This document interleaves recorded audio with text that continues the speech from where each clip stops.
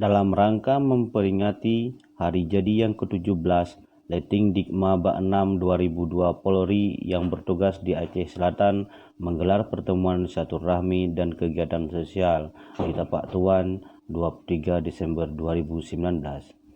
Ketua Leting Dikma Bak 6 2002 Polres Aceh Selatan Bribka Fajar Haris mengatakan, selain memperingati hari jadi yang ke-17, kegiatan ini dilaksanakan dengan tujuan untuk mempererat silaturahmi kekeluargaan Leting Dikma Bak 6 2002 Polri yang bertugas di Aceh Selatan.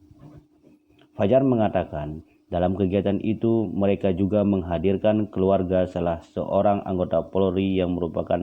Leting Dikma Bak 6 2002 Polri yang sudah meninggal, serta memberikan santunan kepada anaknya dan 6 anak yatim lainnya.